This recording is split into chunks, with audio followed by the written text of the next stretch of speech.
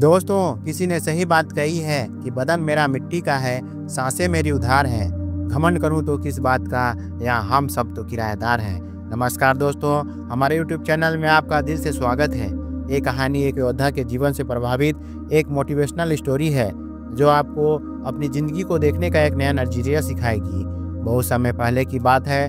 सबल नाम का लड़का पूरे दिन अभ्यास करके सो रहा था तो उसे एक रात बुरा सपना आता है जिसमें वह हर रोज की तरह अपने गुरु के आश्रम में तलवारबाजी के मुश्किल दाव पेच का अभ्यास कर रहा था। उसका अभ्यास अच्छा चल रहा था, लेकिन जैसे ही एक ऊंची छलांग लगाकर जमीन में वापस आता है, उसका एक पैर कांच के टुकड़े की तरह बिखर जाता है।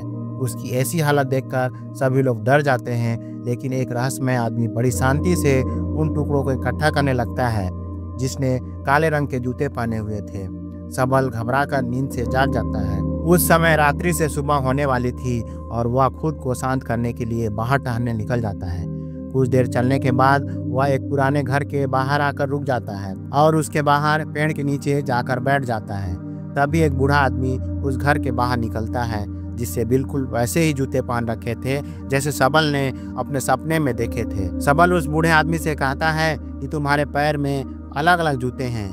तो जवाब में उस आदमी कहता है, इसमें से एक जूता नया है और दूसरा पुराना। फिर सबल वहां से उठकर जाने लगता है और वह आदमी वहीं पर बैठ जाता है। लेकिन जब अगले ही पल सबल पीछे मुड़कर उस आदमी को देखता है तो वह आदमी उस घर की छत पर पहुंच चुका था, जो कि आश्चर्यचकित कर देने वाली बात थी, क्योंकि एक बूढ़े आदमी के लिए बिना किसी सहारे के इतनी जल्दी छत पर पहुंच जाना असंभव बात थी। सबल उस बूढ़े आदमी से पूछता है कि उसने ऐसा कैसे किया, लेकिन वह आदमी रहस्यमय ढंग से चुपचाप उसी ओर देखता रहता है। तो सबल वहां से चला जाता है। फिर सबल आश्रम में अभ्यास मैदान में तलवारबाजी का अभ्यास करने जाता है। सबल अपने आश्रम का जो है सर्वश्रेष्ठ तलवारबाज था, लेकिन वह अपने प्रदर्शन से संतुष्ट नहीं था। वह खुद को दूसरों से बेहतर समझता था, इसलिए वह थोड़ा घमंडी भी था।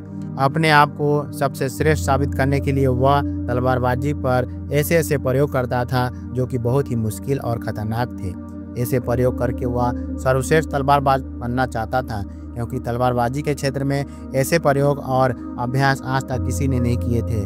लेकिन उन अभ्यासों को वह कर नहीं पा रहा था और बार बार जमीन पर गिर जाता था। उसके गुरु को यह सब जानलेवा सबल का अभ्यास पागलपन लगते थे। वह उससे कहते हैं कि तुम एक बेहतरीन योद्धा हो, लेकिन तलवार के इन अभ्यास को कर पाना संभव नहीं है, क्योंकि इससे लिए असाधारण ताकत, अचूक तकनीक और निर्भरता की जरूरत है, और अगर तुमसे जरा से भी गलती हुई तो तुम बुरी तरह घायल हो सकते हो या फिर तुम्हारी जान भी जा सकती है। गुरु की बातें सबल को दुखी कर देती हैं। उसे इस विशेष अभ्यास को करने के लिए विशेष प्रशिक्षण की जरूरत थी, तो वह मदद मांगने वह उस बूढ़े आदमी के पास चला जाता है। सबल उससे पूछता है कि आप पल झपकते ही उस ऊंची दीवार पर उस दिन कैसे चढ़ गए थे, क्योंकि मैं खुद एक योद्धा हूँ। मैं अच्छी तरह से जानता हूँ कि कोई भी योद्धा ऐसा नहीं कर सकता। वह आदमी सबल से कहता है, उसे समझने के लिए अभी तुम बहुत कमज़ोर हो और तुम्हें बहुत कुछ सीखने की ज़रूरत है। लेकिन सबल को अपने अभ्यास और ज्ञान पर बहुत घमंड था, इसलिए वह कहता है, मुझे हर चीज़ की जानकारी है और तुम मुझसे कोई भी सवाल पूछ सकते हो। तो वह बूढ़ा आदमी उससे पूछता है कि क्या तुम खुश हो। सबल को यह प्रश्न बेमतलब लगता है, लेकिन फिर भी वह कहता है कि मेरे पिता के पास बहुत सारा धन है, मैं पढ़ाई में भी अच्छा हूँ, मेरे अच्छे मित्र हैं, मैं देखने में भी सुंदर हूँ और लड़कियाँ मुझे पाने के लिए मरती हैं। जवाब में उस बूढ़े आदमी कहता है कि अगर तुम्हारे पास सब कुछ है तो फिर तुम रात में सो क्यों नहीं पाते। तुम कल भी रात्रि के अंतिम प्रहर में मेरे पास आए थे और आज भी तुम रात्रि के अंतिम प्रहर में ही आए हो। उस बूढ़े व्यक्ति की रहस्यमय बातें सुनकर सबल उसकी तुलना दुनिया के महान दार्शनिकों से करने लगता है और उसे दार्शनिक बाबा के नाम से ही बुलाने लगता है। उसके बाद वह आदमी पूछता है कि अगर तुम देश के सर्वश्रेष्ठ तलवारबाज की प्रतियोगिता का हिस्सा ना होते तो तुम क्या कर रहे होते। यह प्रश्न सबल को अंदर से हिलाकर रख देता है, क्योंकि उसने सर्वश्रेष्ठ तलवारबाज बनने के अलावा और कुछ भी नहीं सोचा था। पर उस बूढ़े आदमी ने यह सवाल पूछा क्योंकि सबल को लगता है कि वह आदमी सनकी है, इसलिए वह घबरा कर वहाँ से चला जाता है और उसे भूलने का प्रयास करने लगता है। अपनी रोजमर्रा की जिंदगी की तरह वह दोस्तों के साथ मज़े करता है, नशा करता है और लड़कियों को आकर्षित करके उसके साथ समय बिताता है। पर इसी दौरान अचानक सिर्फ एक पल के लिए वह दार्शनिक बाबा उसके सामने आ जाता है। जो एक इशारा था कि सबल अपनी हरकतें सुधारे तो सबल दार्शनिक बाबा से मिलने उसके पास चला जाता है। उन दोनों में थोड़ी बातचीत के बाद ज्योति नाम की लड़की खाना लेकर आती है, जो कि उस बूढ़े व्यक्ति की नन्ही बोली बेटी थी। फिर वह दोनों खाना खाने लगते हैं तो सबल अपने मुंह में खाना ठूसने लगता है और जल्दी जल्दी खाने लगता है। लेकिन दार्शनिक बाबा कहता है कि तुम्हें अपना खाना आराम से आनंद लेते हुए खाना चाहिए। वह कहता है कि तुम्हारे अंदर बहुत सी गलत आदतें हैं। अगर तुम मुझसे प्रशिक्षण लेना चाहते हो तो आज से ही तुम्हें मित्रों के साथ बेमतलब घूमना, नशा करना, मांस खाना, गलत काम करना बंद करना पड़ेगा। लेकिन सबल को अपने प्रशिक्षण और अभ्यास पर बहुत घमंड था, तो दार्शनिक बाबा उसे कुछ समय के लिए घुटने मोड़कर खड़े रहने के लिए कहते हैं, जो देखने में तो बहुत आसान लगता है। लेकिन थोड़ी ही देर में सबल का सब्र जवाब दे देता है और वह वहीं जमीन पर गिर पड़ता है। अपना घमंड टूटने और खुद को बेइज्जत महसूस करने के बाद सबल गुस्से में वहां से जाने लगता है। तो दार्शनिक बाबा उसे कहता है कि आत्मा अनुभव हमें बहुत सी नई चीज़ें सिखाता है।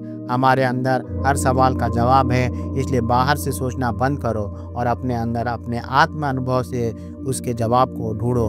फिर तुम्हें पता चलेगा कि तुम रात को इसलिए नहीं सो पाते क्योंकि तुम अंदर से खाली हो और तुम्हें अपने खालीपन से डर लगता है। वह यह भी कहता है कि ये एक योगी के लिए शरीर और दिमाग दोनों पर नियंत्रण होना बेहद ज़रूरी है और वह सबल को एक योद्धा की तरह प्रशिक्षित करने के लिए मान जाता है। अगले दिन सबल जब अपने आश्रम के अभ्यास मैदान में जाता है तो वहां उसे पता चलता है कि उसके मित्र के हाथ में अभ्यास के दौरान गहरी चोट आ गई और उसका मित्र देश की सबसे बड़ी प्रतियोगिता में हिस्सा नहीं ले पाएगा। इस बात पे सबल के मित्र को प्रशिक्षित करने वाला शिक्षक बहुत परेशान था, क्योंकि वह तीरंदाजी में सबसे श्रेष्ठ योद्धा था। रात को सबल फिर दार्शनिक बाबा से मिलने जाता है। उस समय दार्शनिक बाबा बैलगाड़ी के पहियों को सुधार रहे थे। वह सबल से एक लोहे का टुकड़ा मांगता है, तो सबल जानबूझकर उस लोहे के टुकड़े को बाबा की तरफ तेजी से फेंकता है, लेकिन बाबा बिना उसकी ओर देखे बड़ी आसानी से उस लोहे के टुकड़े को अपने हाथ में पकड़ लेता है। सबल दोबारा से ऐसा करता है, लेकिन दार्शनिक बाबा फिर से उसे बिना देखे पकड़ लेता है। दार्शनिक उससे कहता है कि हमारे दिमाग में लाखों बेतुके विचार चलते रहते हैं, जो हमारे लक्ष्य को धुंधला बनाकर हमें भटका देते हैं। फिर वह सबल को थप्पड़ मारकर उसे कहता है और बदले में मुक्का मारने के लिए कहता है। पहले तो सबल शांत रहता है, लेकिन जब वह दार्शनिक बाबा पर हमला करता है तो दार्शनिक उसे पल झपकते ही उसे नीचे गिरा देते हैं और उससे कहता है कि अपने लक्ष्य के अलावा जो कुछ भी तुम्हारे दिमाग में चल रहा है वह सब बेकार है। उस कचरे को अपने दिमाग से बाहर निकाल दो। वह उसे अगली सुबह नदी के पुल के ऊपर मिलने बुलाता है। अगले दिन जब सबल नदी के पुल पर पहुंचता है तो दार्शनिक उसे धक्का देकर पुल के नीचे गिरा देता है। सबल गुस्से में दार्शनिक पर चिल्लाने लगता है। तब दार्शनिक कहता है कि जिस पल तुम नीचे गिर रहे थे उस पल तुम्हारा दिमाग बिल्कुल खाली था, अब फिर से उसे कचरा भर चुका है। सबल गुस्से में कहता है कि मेरे दिमाग में कोई कचरा भरा नहीं है। तो दार्शनिक सबल के दिमाग पर नियंत्रण करके वह सब देखने लगता है जो उसके दिमाग में चल रहा था। फिर वह कहता है, अगर तुम अपना ध्यान इन फिजूल के विचारों में रखोगे तो तुम अपने वर्तमान के पलों को जी नहीं पाओगे, और जब तुम अपना सारा ध्यान वर्तमान के पलों में रखोगे तब तुम्हें पता चलेगा कि तुम क्या कर रहे हो और इतने अच्छे से कर सकते हो। सबल को चोट लगने के बाद तीरंदाजी सिखाने वाला शिक्षक सभी छात्रों की परीक्षा ले रहा था। इस दौरान सबल दार्शनिक के सिखाए तरीके से अपने अभ्यास को एकाग्र करने में सफल हो जाता है और पूरी एकाग्रता के साथ तीरंदाजी का बेहतरीन प्रदर्शन करके दिखाता है, जो कि शायद उसके मित्र से भी बेहतर था। सभी लोग ऐसे प्रदर्शन को देखकर हैरान रह जाते हैं। फिर उस रात दार्शनिक को पूरी बात बताता है। वह खुश था और उसे अपने प्रदर्शन पर नाज था, क्योंकि दूसरे खिलाड़ी योद्धा उसे चलने लगे थे, लेकिन दार्शनिक को उसकी बातों में कोई दिलचस्पी नहीं थी। वह कहता है कि तुम अभी भी अतीत में जी रहे हो और तुम्हें अपने प्रदर्शन पर घमंड भी है, इसका मतलब अभी तुम कुछ भी नहीं सीखोगे। इतना कहकर वह उसे घर जाने के लिए कहता है और आज रात उसे कुछ भी सिखाने से मना कर देता है। लेकिन यहाँ कुछ अजीब होता है। सबल वहाँ छुपकर सुबह होने का इंतजार करता है और सुबह होते ही दार्शनिक का पीछा करने लगता है। दार्शनिक शाम भर के अभ्यास मैदान में चला जाता है और जाकर एक ऊंचे स्थान में बैठ जाता है। सबल दार्शनिक के बगल में जाकर बैठता है तो वह महसूस करता है कि वह सभी खिलाड़ी योद्धाओं के दिमाग को पढ़ पा रहा है। वह उसके दिमाग में चल रही सभी बातों को सुन सकता है। उसे हैरानी तो तब होती है जब सबल स्वयं को उस अभ्यास मैदान में आते हुए देखता है और यह देखकर वह अपनी जगह से नीचे गिर जाता है। फिर उसे पता चलता है कि यह सब तो उसका भ्रम है, न तो सुबह हुई थी और न ही उसने दार्शनिक का पीछा किया था। यह तो दार्शनिक था जो उसके दिमाग में खेल रहा था। दार्शनिक उससे कहता है कि अभी तो तुम्हें बहुत कुछ सीखना बाकी है, लेकिन सबल बुरी तरह से डर चुका था तो वह घबरा कर वहाँ से चला जाता है। इस घटना का सबल पर उल्टा असर पड़ता है। उसका आत्मविश्वास नीचे गिरने लगता है, जो उसके साथी योद्धा भी महसूस करते हैं और उसका शिक्षक भी, क्योंकि उसका प्रदर्शन कमज़ोर पड़ने लगता है। अगले दिन वह दार्शनिक के घर के बाहर ज्योति को देखता है, जो कि दार्शनिक के लिए खाना लेकर आई थी।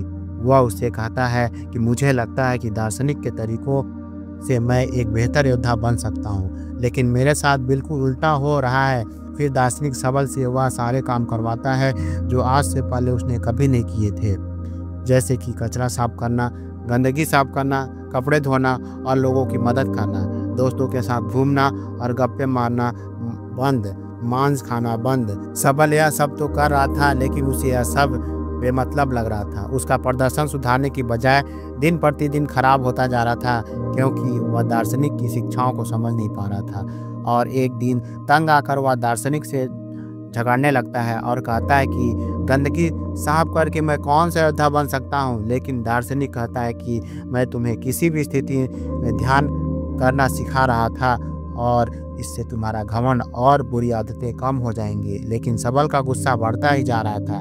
वह कहता है कि तुमने पहले दिन मुझसे पूछा था कि क्या मैं खुश हूँ, तो आज मैं तुम्हें पूछता हूँ कि क्या तुम इस खंडहर घर में खुश हो। असल में सबल को लगता है कि दार्शनिक जिंदगी से हारा हुआ व्यक्ति है, जो अपनी जिंदगी को में सफल नहीं हो पाया, और उसकी रहस्यमय बातें सुनकर वह गलती से उसके चक्कर में फंस गया।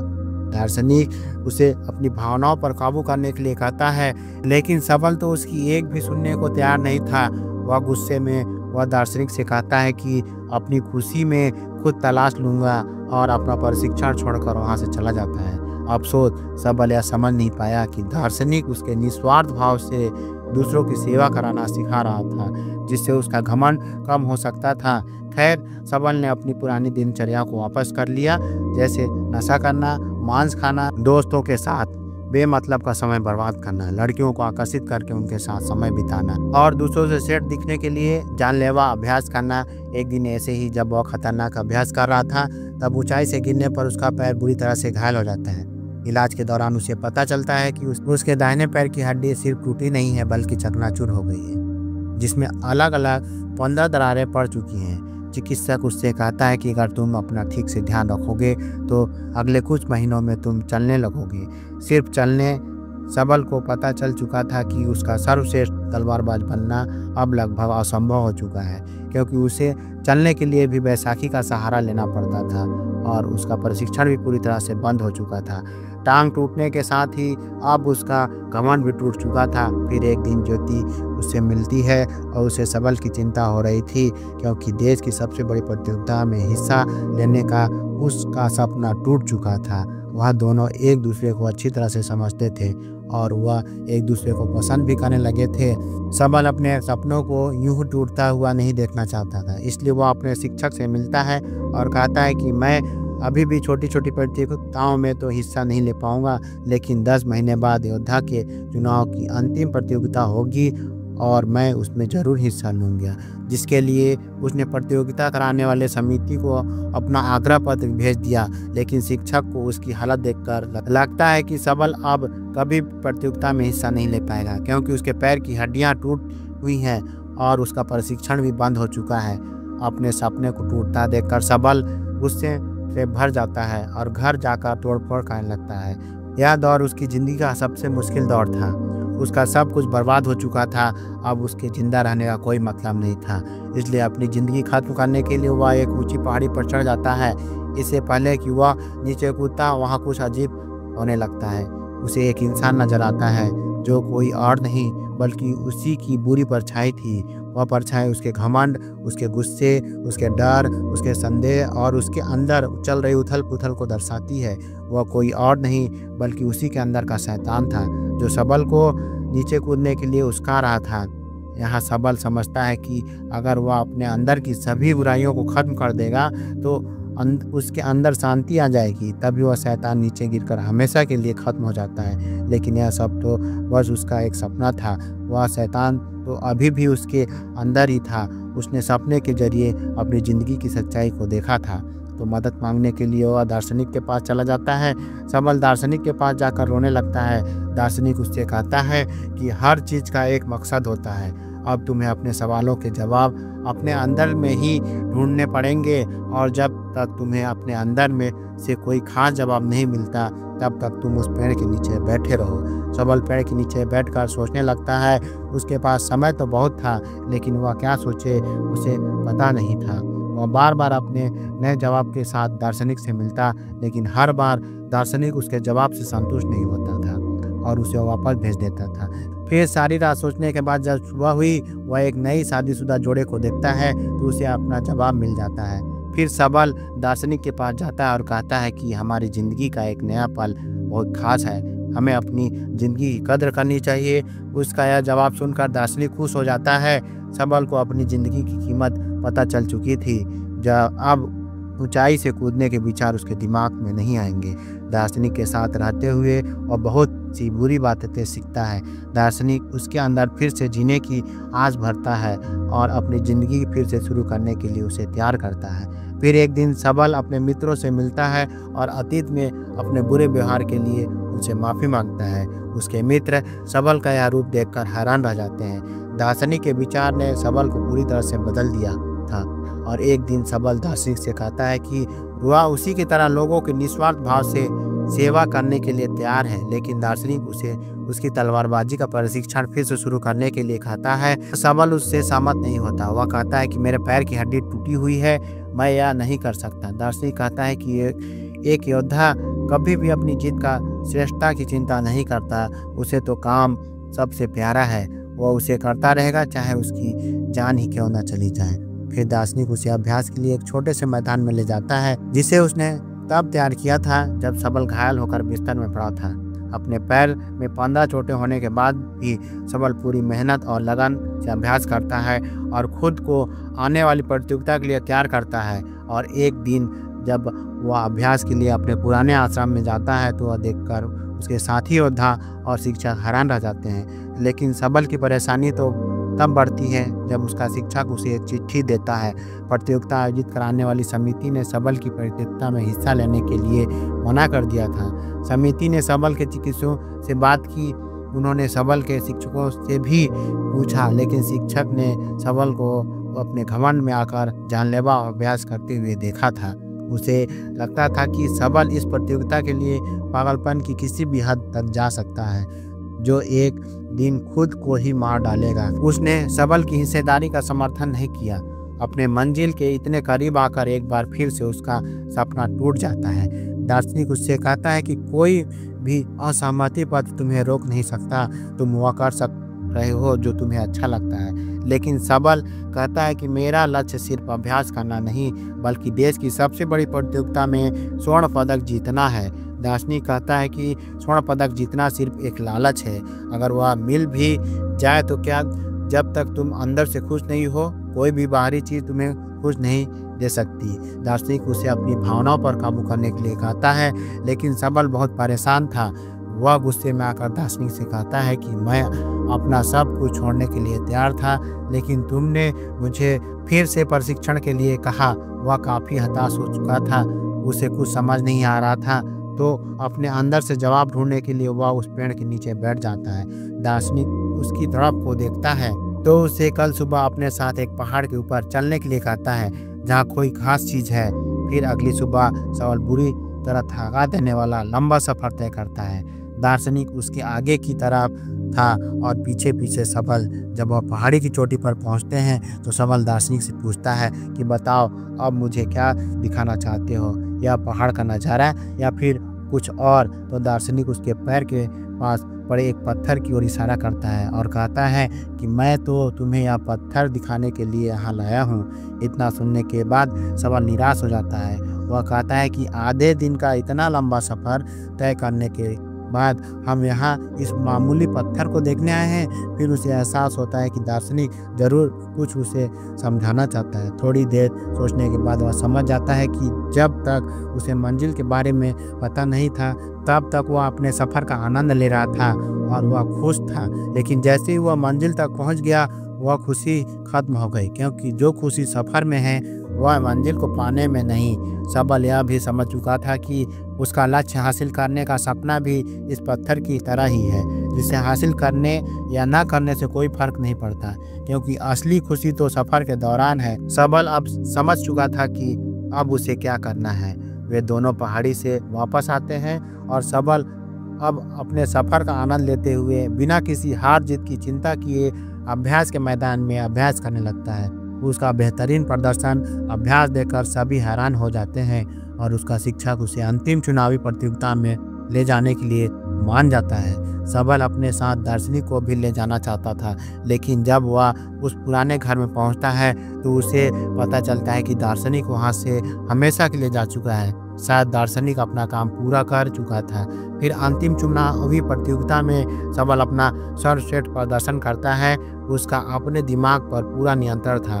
उसे प्रतियोगिता में जीतने का लालच या डर नहीं था। वह तो बस इस पल का आनंद ले रहा था कि इतनी भयंकर दुर्घटना के बाद भी उसका ऐसा सर्वश्रेष्ठ प्रदर्शन देखकर सभी लोग बहुत ज़्यादा हैरान थे। उसके बाद सबल ने अंतिम प्रतियोगिता में देश के सबसे बड़े योद्धा का खिताब जीता और उसके बाद उसने ज्योति के साथ शादी भी कर ली। बाद में सबल ने अपनी किताबों और बातों के माध्यम से दार्शनिक के विचार को जन समूह तक पहुँचाने का प्रयास किया। अगर यह कहानी अच्छी लगी हो तो इस वीडियो को लाइक और शेयर ज़रूर करें। कहानी सुनने के बाद हमारे YouTube चैनल को सब्सक्राइब करें। तब तक मिलते हैं हम ऐसी ही एक प्रेरणादायक कहानी के साथ अगले दिन। तब तक के लिए धन्यवाद।